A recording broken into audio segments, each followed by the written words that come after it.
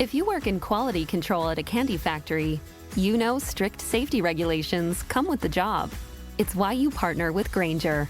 Grainger helps you find the high-quality and compliant products your business needs to inspect, detect, and help correct issues. And the sweetest part is, everyone gets a product that's as safe to eat as it is delicious.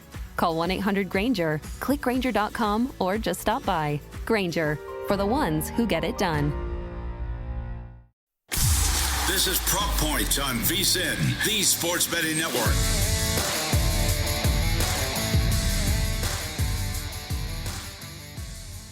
Hey everybody, welcome to Prop Points. Jeff Erickson here with Nick Whalen. We are with RotoWire.com. We are happy to be presenting today's show. Got a lot to talk about today, including recap of Pacers winning over the Knicks, command performance from Tyrese Halliburton. We'll talk plenty about that. Rate That Prop was so popular, we had to bring it back today. Minnesota versus OKC style. Len Hochberg is going to join us to do the preview the Memorial Tournament. And then we got some money line bets and some other bets for baseball today. A lot of day games. We'll get you up to date, up to speed on the action in the day games. 5 games ongoing right now. Nick, let's jump though into the NBA. We start with this time of year. Unreal game from Tyrese Halliburton last night. As good a game as I've seen from a point guard in the playoffs. I don't think that's an exaggeration, Jeff. I really don't. I mean, I think it was clear from the jump that this was going to be, a game that Tyrese Halliburton wanted to put his imprint on. And we were talking about it yesterday on the show and saying, he's somewhat of a reluctant score first player. He can certainly do it when he has to, but prefers to be that distributor, right? I think he's always somebody that would rather have 15 assists than he would 30 points in a given game. But last night we got them both: 32, 15, and 12, 4 steals on the defensive end, and perhaps the single most impressive stat for Tyrese Halliburton, not a single turnover in a game that was competitive throughout, played 38 minutes. I think the best playoff game of his career, one of the best playoff guard games that we have seen in recent history. And you contrast that with the New York Knicks, who had 17 assists and 17 turnovers as a team. I mean, Halliburton himself almost outpaced the Knicks in terms of those assists. And when you look at the potential assists, he was well over 20 last night. Honestly, could have had more, right? I mean, basically had a triple-double at the half, and ended up joining Nikola Jokic and Oscar Robertson as the only 2 other players with a 30, 15, and 10 game in the playoffs, specifically 15 assists and 10 rebounds. But just a masterclass by Tyrese Halliburton, and another really efficient offensive night for the Pacers as a whole. I mean, they are still, Jeff, shooting 50% from the field as a team in these playoffs. And they face some high-level opponents. They face some really good defenses. The Knicks, the Cavs, those were 2 of the best defenses in the NBA during the regular season. Even the Bucks got their act together defensively in the second half. I mean, it's to the point, Jeff, where I had to go over to StatHead and run a query and see, okay, where does this rank all time? So I looked up the best field goal percentage for a team during a playoff run, minimum of 10 games. So we're talking at least 2 rounds. Most of these teams advance beyond that.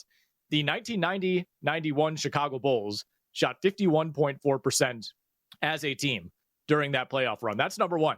Number 2 on the list, last year's Indiana Pacers shot 50.7% from the field. This year, they're at an even 50%. I mean, unbelievable to be able to do that 2 years in a row. And, when you're pulling a sample from the early 90s, we're talking about 35 years worth of playoff basketball here. Think of how much 3-point volume has changed, right? And in general, even if you're having a good shooting night, you're hovering around 40%, that's going to bring down your overall field goal percentage. So to do that 2 years in a row with really high 3-point volume, especially relative to the 90s and the early 2000s, just a wild, wild run for this Pacers team. Yeah, and one of the things that, I caught my eye too is this is also being done against a Knicks team that's not missing anybody. You could make an argument for the last 2 playoff seasons that the Pacers have had maybe the best injury luck, at least in terms of opponent injury luck. No Giannis last year, no Dame for most of this year's playoffs against the Bucks. The Knicks didn't have Randall last year. They had other guys that were hurt. Obviously Brunson got hurt in Game 7 against them last year. No Garland for a number of games in the Cleveland series. So you could see that, okay, yeah, they've been really lucky. Well, not against the Knicks. This is all just the Pacers doing their thing. Yeah, and something we've talked about with the Pacers throughout these playoffs is that they tend to force the opponent to make the adjustments, right? They're the team that all of a sudden mid-series, you have to make a lineup adjustment. And, the Knicks and Tibbs specifically, it still feels like they're in desperation mode, right? They had the entire regular season to try to figure out this rotation. And instead, Tibbs is playing 5 or 6 guys in a mid-February game against the Brooklyn Nets when you're up 20 in the fourth quarter. And all of a sudden now, midway through the Eastern Conference finals, you're thinking, oh no, well, we got to find some answers on this bench. And you're pivoting to Landry Shamet, you're pivoting to Cameron Payne, and all of a sudden Mitchell Robinson's in the starting lineup. So I think there has been somewhat of a failure here by Tibbs to not have this worked out, not have things ready for when you have to make these adjustments as the playoffs go along. But Indiana's just been so good at forcing those adjustments, dictating pace throughout the playoffs, specifically in this series. I mean, last night, Jeff, as it felt, was easily the fastest paced game of this series, pace over 102, fastest paced game that the Knicks have played in these playoffs, and by far the fastest that they played since round 1 against Detroit. And I think it's easy now to look ahead to game 5 and say, all right, well, Knicks need to slow it down. They were trying to do that last night, and you just can't. You just can't against this Pacers team that is so effective, getting rebounds, moving it up the floor. I mean, and this started early last night. I mean, the Pacers had 43 points in the first quarter. I mean, it's kind of a miracle that this was a close game for the most part. Knicks scored 35 in the first, but you in a must-win situation like this, like last night felt like it was for the Knicks, you can't come out and give up 43 in the first period. Yeah, exactly. There was I keep pointing to a sequence early on. Jalen Brunson did his thing, had the defender on his hip, got an easy bucket to go. I think it was to go up 6-5. The Pacers scored 4 seconds later. Took the inbound, quick outlet.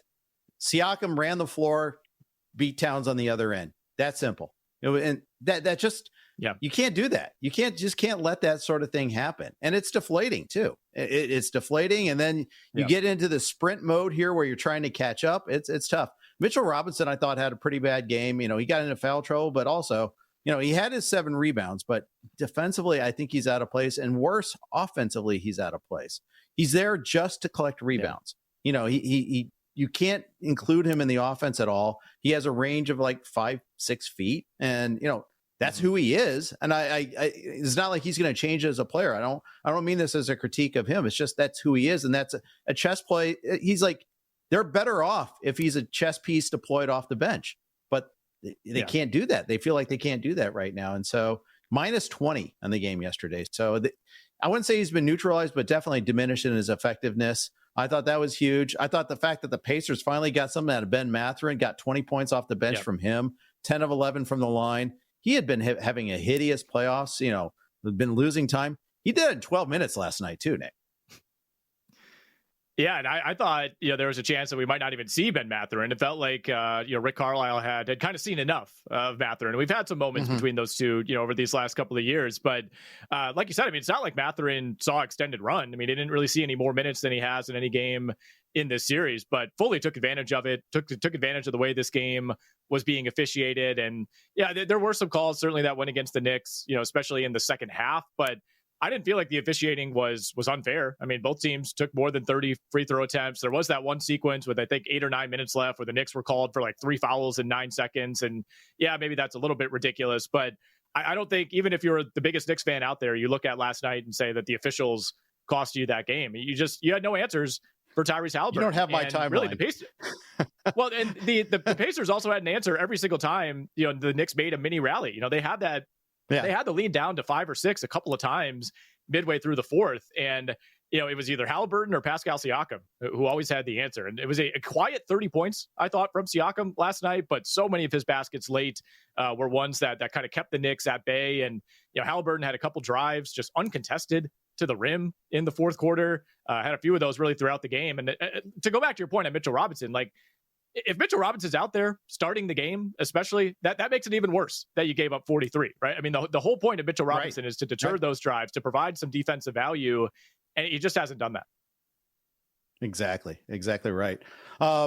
Looking ahead, tomorrow's game 5, in New York.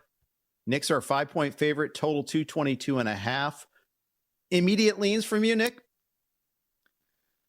I'm going to keep doing what I've been doing this series, Jeff, and just take the points with the Indiana Pacers if they are underdogs. I think this should be, not saying the Knicks shouldn't be favored at home, backs against the wall. I would make it, 2.5? You could talk me into 3.5. I think 5 is too much. 5 is too much. I mean, the Knicks, I think, you could fall into this narrative of, oh man, they have to win this game. They'll be in desperation mode. I don't know if that's a good thing for the New York Knicks. Like this is a team that can kind of tighten up, right? And Indy has just been so consistent. Every now and then, yeah, they'll have a bad quarter or a bad half. They'll let things get away from them, like they did in Game 3 over the weekend, and that'll happen to any team over the course of a playoff run. But it would shock me if the Pacers came out flat in Game 5. I think they know what they have in front of them. Yeah, the Knicks are aware that they absolutely can't lose this game, but the Pacers are killers, man, and they've done nothing but win games on the road throughout this playoff run, right? I mean, they've already won 2 at MSG. They swept the games in Cleveland in round 2. I don't think they're deterred by any means by that crowd.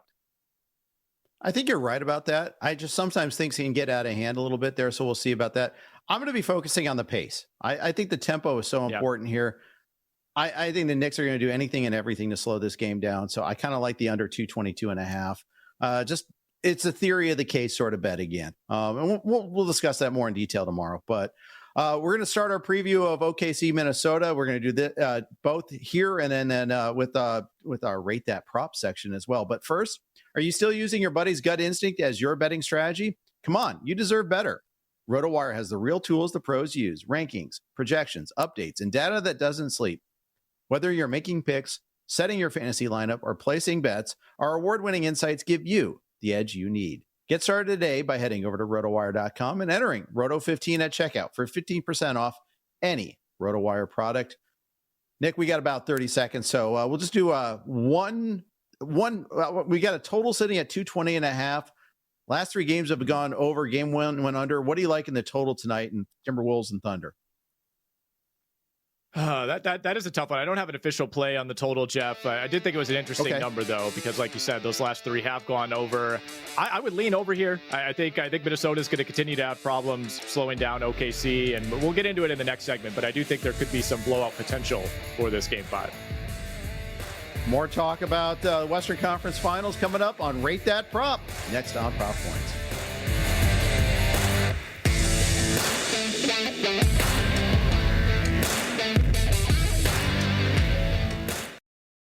For the ones who get it done, the most important part is the one you need now. And the best partner is the one who can deliver.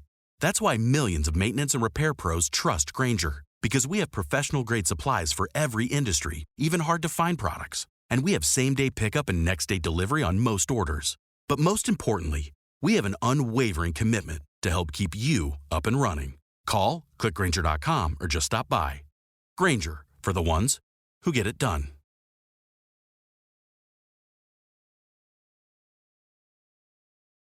You're watching Prop Points on VSiN, the Sports Betting Network.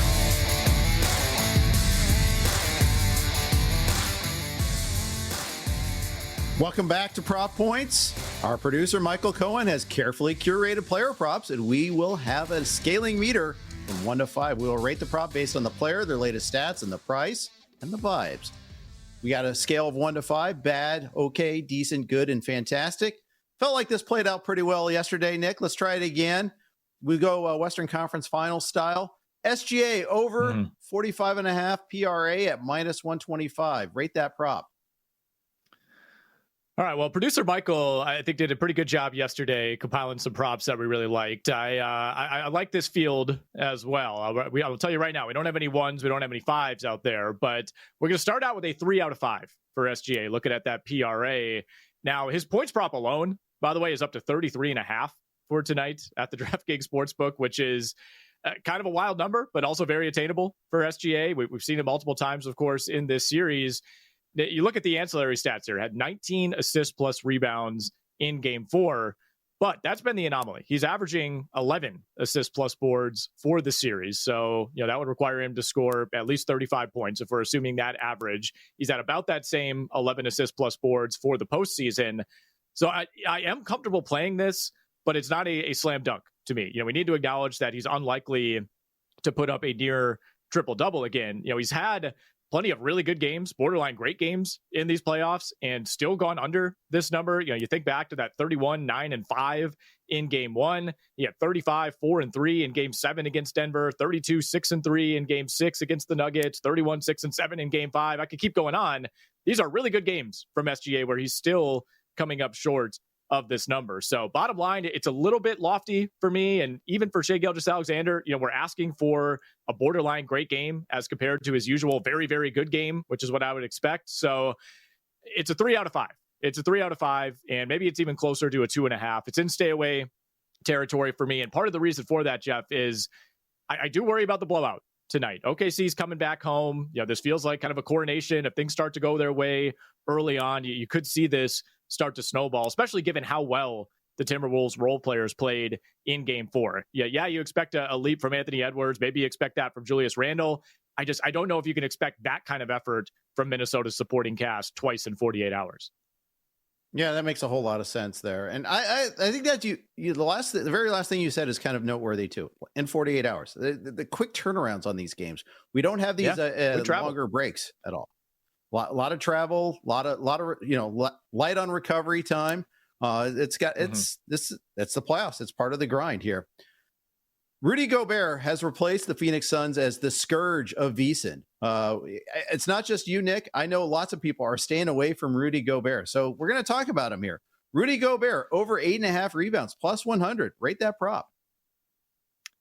Totally reasonable number, totally reasonable price. I'm still giving this a 2 out of 5, Jeff. I, like many people at this network, have avoided betting Gobert in these playoffs. I'm not taking unders. I'm just staying away from that market in general because of the variance game to game. He hasn't had any foul trouble in this series. The minutes have actually been more consistent in the West Finals than they had been the first 2 series. But you always wonder, is there going to be some sort of counter or rotation change? And Rudy Gobert is obviously the guy who could suffer, if they make that decision. And, I think as the series has gone on, with the exception of game 3, of course, which for me, we're just kind of throwing away.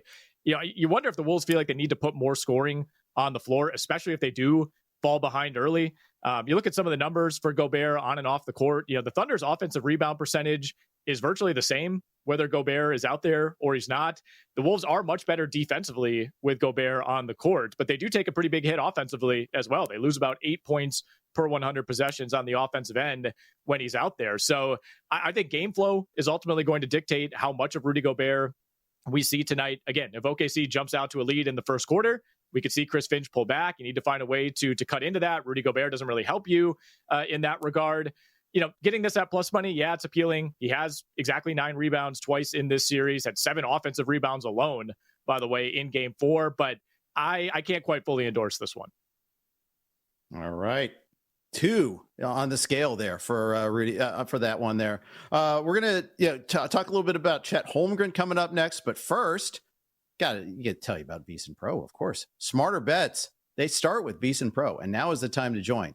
Through May 31st, lock in 14 months for just $199, 2 extra months free when you use promo code PRO at checkout. That's less than 50 cents a day for a daily email with best bets from VSiN hosts and guests, real-time betting splits from DraftKings and Circa, 24/7 live video and replays on the VSiN Watch app, full access to VSiN.com's analytics, trends, and expert breakdowns, plus get the 2025-26 NFL betting guide when it drops this summer. This limited time offer ends May 31st, so don't miss out.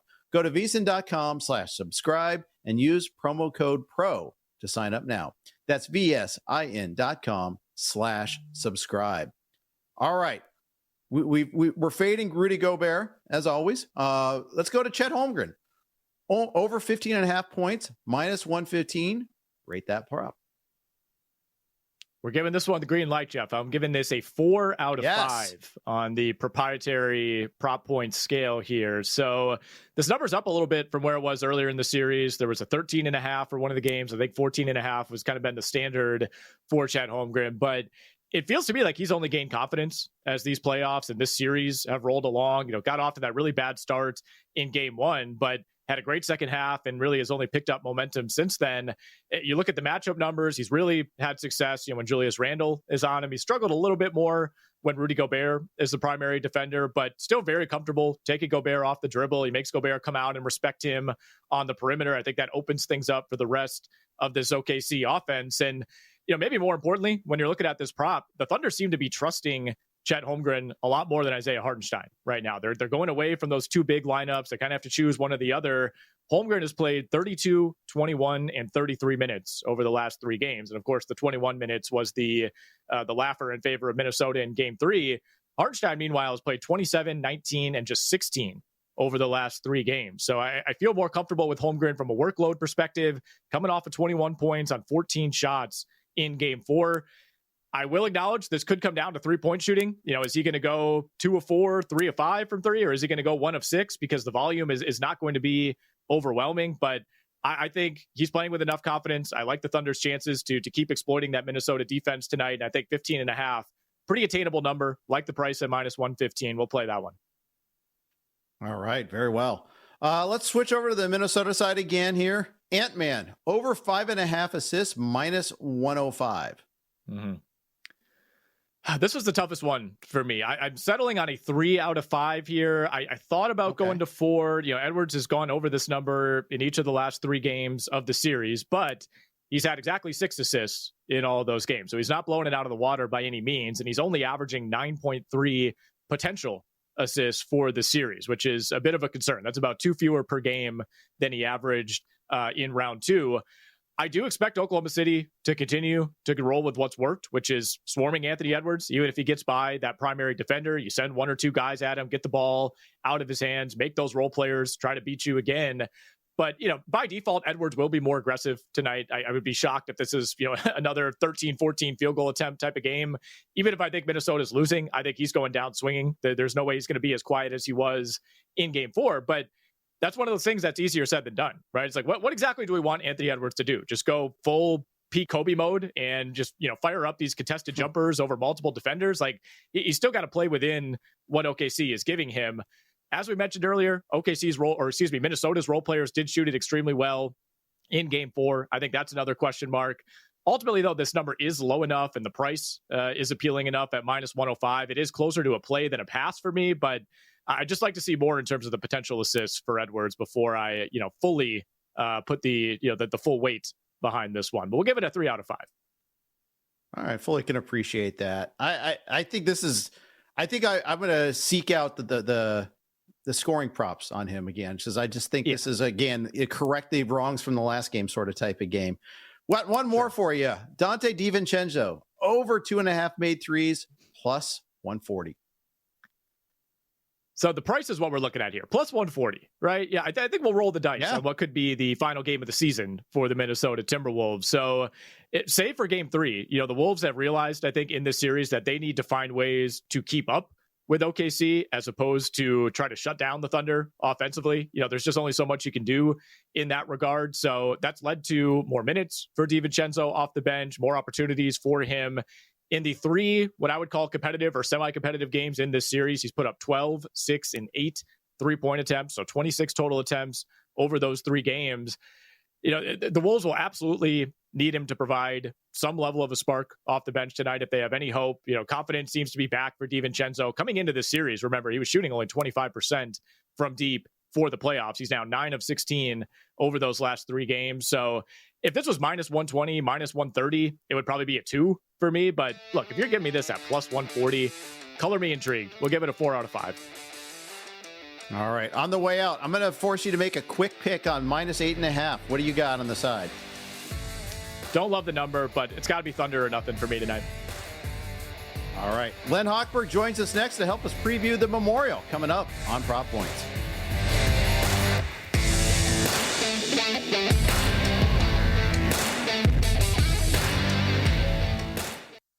You're watching Prop Points on VSiN, the sports betting network.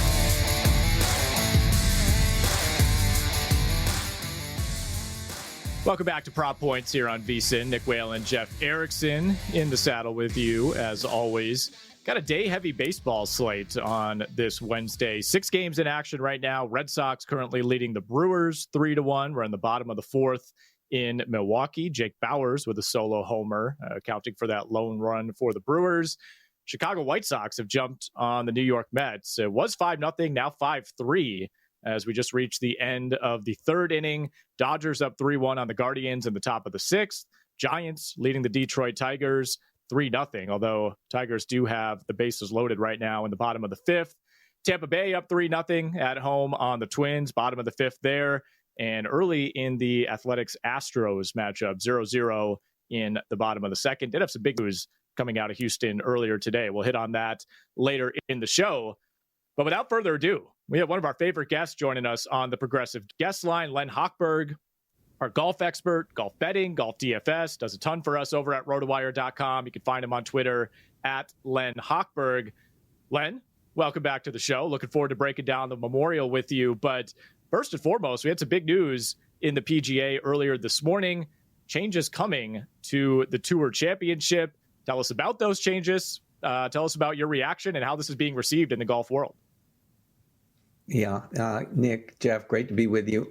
At a time in the world where nobody can agree on everything, I think everyone is in complete agreement that the starting strokes format for the Tour Championships that's been in effect for the past 6 years has just been not well received, to say the least. And the Tour announced that it is going away, and the Tour Championship beginning this year in August is going to return to just a regular stroke play tournament. The same top 30 golfers will be there.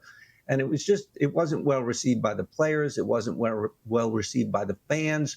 I think the PGA Tour was just trying to do something to make its season-ending tournament, something bigger than it could be. And, it's a difficult situation because it's the playoff event and it's the championship tournament, but it's not the biggest tournament of the year. The majors always were and always will be the biggest tournament. So anyway, it was a big step in the right direction to just change the Tour Championship or return the Tour Championship to a regular, normal tournament. Bravo, PGA Tour. Yeah, and I understand they wanted to make leading the Tour Championship into that point be worth something. I get that, but they're trying to make it, create it as the fifth major, and it's just not going to happen. If there's anything that's the fifth major, it's the TPC, and even that's not the fifth major. It's just there are four majors. Don't mess with what works.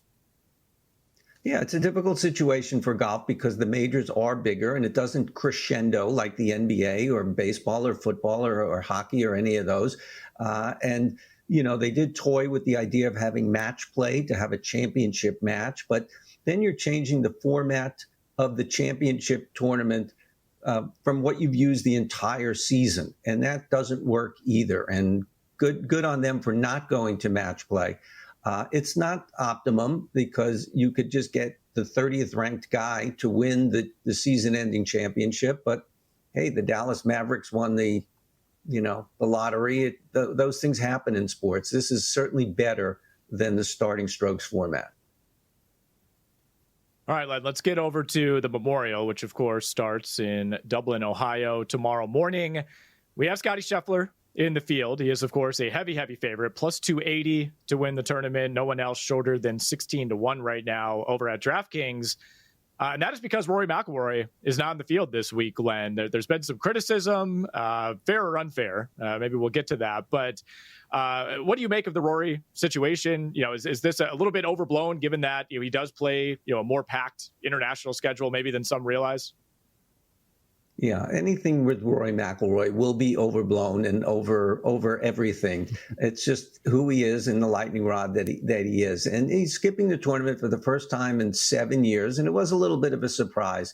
But he's really taken a tack of wanting to play in national championships. And next week is the Canadian Open, Canada's national championship, followed by the U.S. Open, the United States' national championship. You can't play 3 weeks in a row with the third week being a major. I think we're going to just see McIlroy make some changes in his career as he's getting to be a bit of an elder statesman now that he's won the Masters, now that he's completed the career Grand Slam. I mean, so much of what's left for him is gravy. He's agreed to go play in Australia this year and next year at the Australian Open, another national championship. In December, he's going to go play in in October, he's going to go play in India, a new tournament on the DP World Tour. That is going to be a huge deal. Talk about growing the game globally. That's what Rory McIlroy wants to do. He will be criticized for it. That's just who he is. But it's just one small step to skip this tournament for a lot of other reasons. Len, when we've talked about the Memorial before with you, you've mentioned that this is Muirfield Village here, where they're playing this tournament, is the type of course where you need almost every shot, every club in your bag. I imagine that remains true. They haven't done anything to change that much. So is there a type of golfer that favors that type of course? It does favor someone who does everything pretty well. Scotty Scheffler is one of those guys who does everything pretty well, or even a lot better than pretty well. But there are some others as well. This was one of the 5 hardest golf courses the last 2 years, harder than some major courses, always in the top 10. The beauty of Muirfield Village is everything gets harder later. As difficult it is to hit off the tee, it's long, it's narrow. The green complexes are even more diabolical, and being on the green. So it gets harder when you get closer to the hole. The back 9 is harder than the front 9. The finishing holes 16 to 18 are harder than any other 3-hole stretch on the course. You really do need to have, be able to hit the ball with your driver. You need good iron play. You need good wedge play. You need good putting play. You don't need to be excellent in any of those areas, but you need to be pretty good across the board, or Muirfield Village will get you. Folks, you can start your day with an edge and a game plan. The VSiN Daily Morning Bets podcast is your first look at the day's betting line, sharp action, and market movement. In just 15 minutes, you'll get everything you need to know to make smarter wagers and stay ahead of the line moves, all before your morning coffee is gone.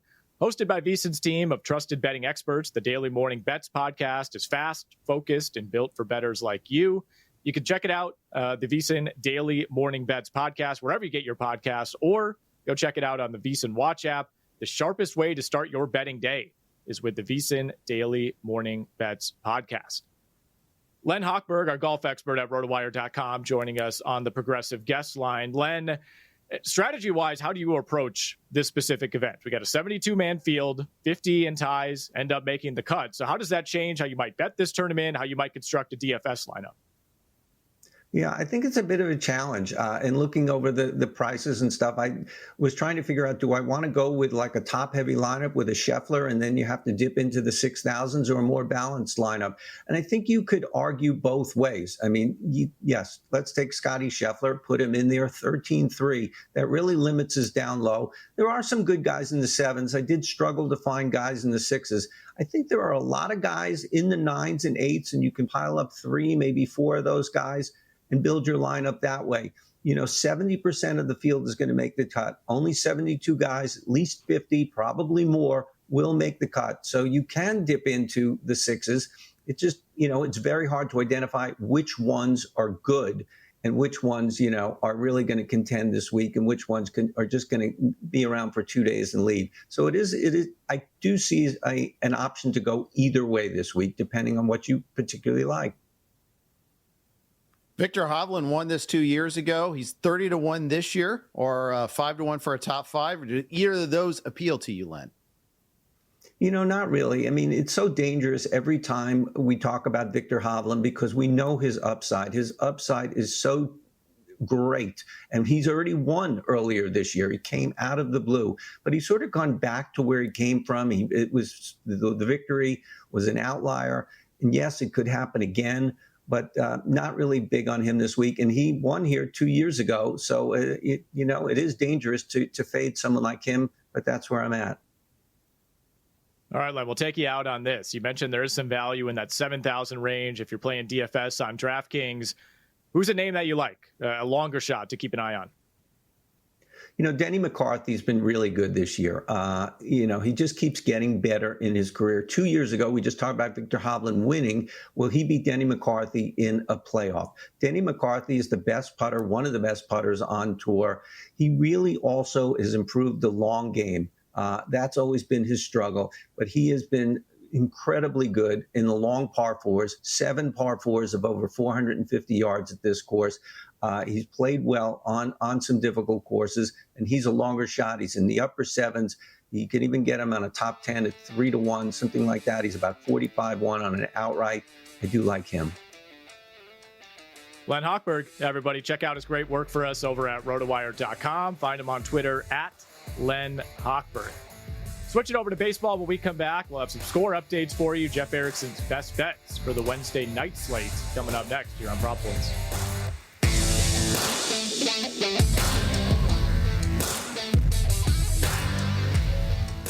If your job at a healthcare facility includes disinfecting against viruses, you know prevention is the best medicine. And maintaining healthy spaces starts with a healthy cleaning routine. Grainger's world-class supply chain helps ensure you have the quality products you need when you need them. From disinfectants and cleaning supplies to personal protective equipment, so you can help deliver a clean bill of health. Call 1-800-GRAINGER, click Grainger.com, or just stop by. Grainger, for the ones who get it done.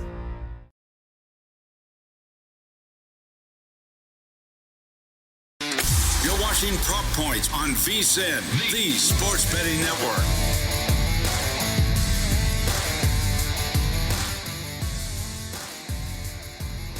Welcome back into Prop Points here on VSiN. Got about 15 minutes left in the show. We'll give you some baseball score updates. We'll get all of Jeff Erickson's best bets for the Wednesday night slate. But keep it here on VSiN. We got a packed schedule coming your way the rest of the day. As always, Make It Rain with Adam Shine. That's coming up next. He's going to have Ariel Epstein on the show. She'll give out her favorite prop bets for both the NBA and Major League Baseball. Follow the Money with Mitch Moss and Paulie Howard. That's coming up at 4 p.m. VSiN Primetime with Scott Seidenberg starts up at 7 p.m. Eastern. Heavy day slate in Major League Baseball today, Jeff. We'll give you some updates on what's going on. Red Sox still leading the Brewers 3-1. We're now in the bottom of the fifth there. 2 runners on for Milwaukee. Bryce Terang just added another steal to his tally. White Sox clinging to a 5-3 lead over the New York Mets. We're in the bottom of the fourth. Dodgers leading the Guardians 3-1, bottom 6 there. Giants trimming into that lead with the Tigers. Tigers up 4-3 in the top of the 6th. Rays still up 4-0 on the Minnesota Twins. And almost said it again, Jeff. The Athletics, not the Oakland Athletics, have opened up a 2-0 lead on the Houston Astros. Top of the third, 2 outs. Brent Rooker with an RBI double for that second run. We'll keep an eye on those games, Jeff. But want to go to a note on the Houston Astros. Some bad news for that pitching staff. Ronel Blanco, we knew there were some issues with that arm. He's been getting evaluated for the last week. News finally came through earlier today. Done for the season. Yeah, unfortunately, he got that second opinion. And anytime you hear that a pitcher's getting a second opinion, it doesn't always feel like it. The first one's probably pretty bad. And it's just bad news coming around. You're hoping to find like, oh, well, it really wasn't as bad as we thought it was, or something like that. It's almost never good when they're going for that second opinion. So this is another pitcher down for the Astros. And that's kind of the problem for them right now is, they lost Spencer Arrighetti to that really fluke injury in batting practice there. Broken thumb on that lost him for a couple of months. Luis Garcia had a setback in his recovery. They're already without Christian Javier. Hayden Wesneski's out for the year. They're using Ryan Gusto and Colton Gordon in the rotation right now. And Lance McCullers, who's starting today, who hasn't been able to go deep into games. So basically, this is like the old-timey Atlanta Braves. Is spawn and sane and pray for rain. It's Valdez and Brown and look around. I don't know. Tried to rhyme at the moment there. I wouldn't be a good freestyle. That was pretty good. But, it wasn't too bad, I guess. But they're hurting in their rotation is the takeaway here. They are. Well, we did get an update that Spencer Arrighetti did play catch today, Jeff. So we're moving in the right direction there. Still wouldn't expect to see him for at least another 3 or 4 weeks, but we will see some patchworking to be done in that Houston rotation. Let's move over to some plays for the rest of the slate today. Pirates Diamondbacks. This is a mid-afternoon start out in Arizona. Diamondbacks minus 130 on the money line. Pittsburgh plus 114. Total coming in at 7.5. Paul Skeens going up against Zach Gallen. That should be a fun one. Yeah, it should be. Last night, we saw a really good outing from Corbin Burns, 7 strong innings.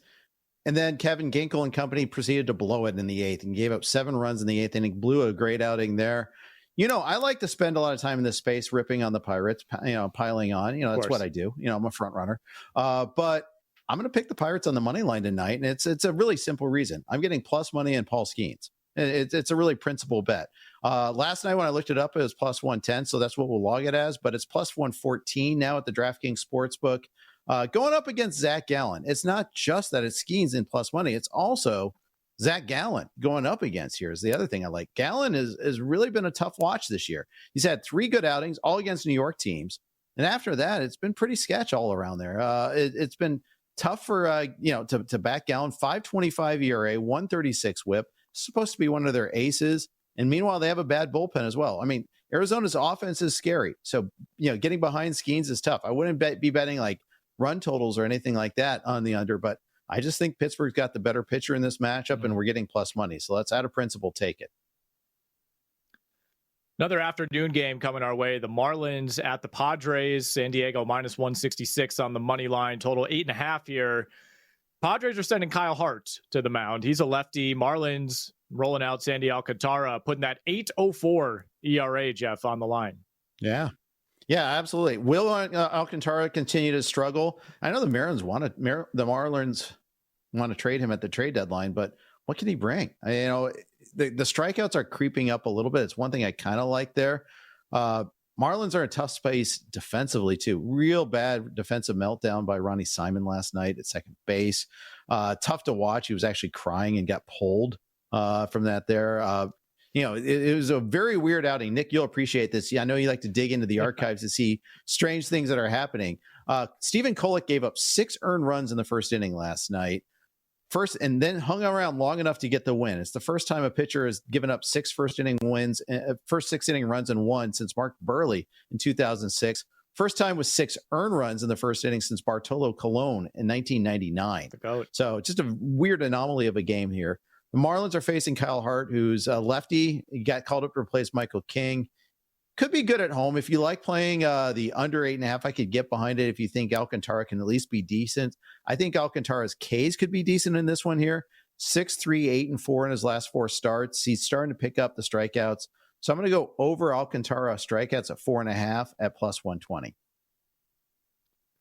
Big game in the National League tonight. Braves continue their series in Philadelphia. Phillies minus 170 on the money line. Total set at 7.5.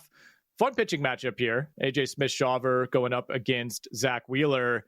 Braves need a win, man. It felt like they had kind of pulled themselves out of that early season hole. They're hanging around in the NL wildcard picture. They've now lost 5 out of 6, lost 2-0 last night with Spencer Strider on the hill. They did. Strider hit Bryce Harper in the elbow. Harper day-to-day, x-rays were negative on that. That is the same elbow that got surgically repaired. He has an elbow guard. It missed it. Found a way to miss it still somehow. So watch to see about that one there. I hope we get to see this game. 88% chance of rain. So I'm trying to avoid any sort of starting pitcher props tonight.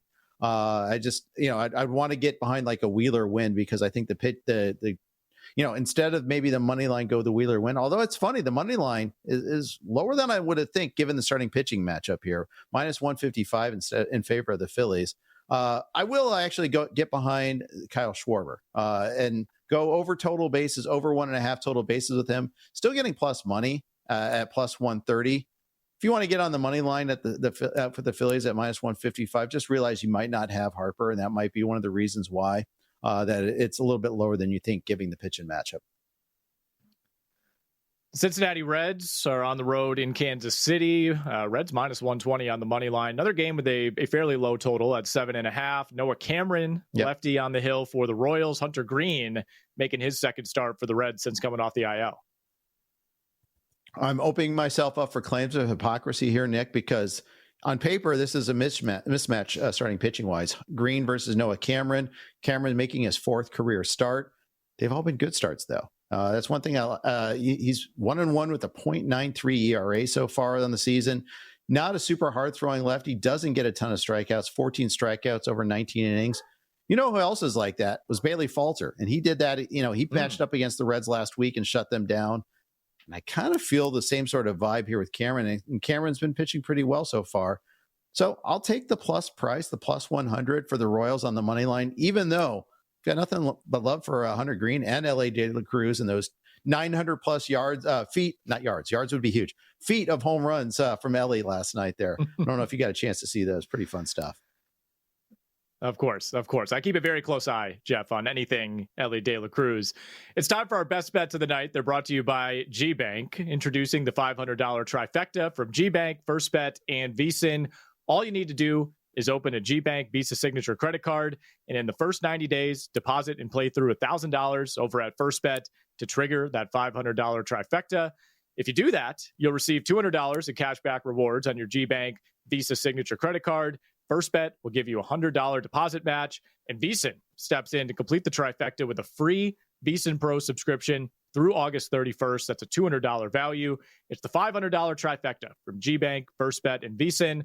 Head over to VSiN.com/GBank. That's VSIN.com/GBank.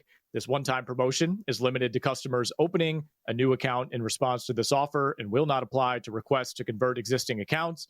Apply today. Again, that's VSIN.com/GBank. Terms and conditions apply. All right, Jeff, a lot of good Major League Baseball bets you just handed out for us. Which of those will be your best bet tonight?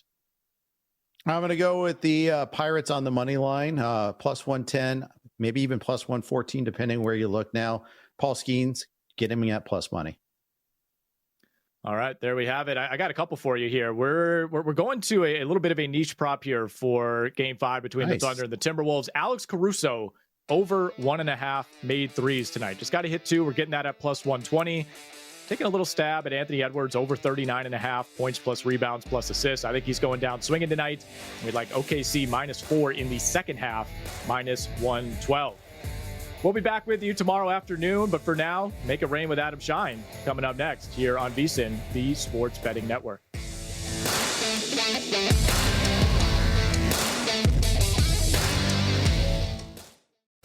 If you work in quality control at a candy factory, you know strict safety regulations come with the job.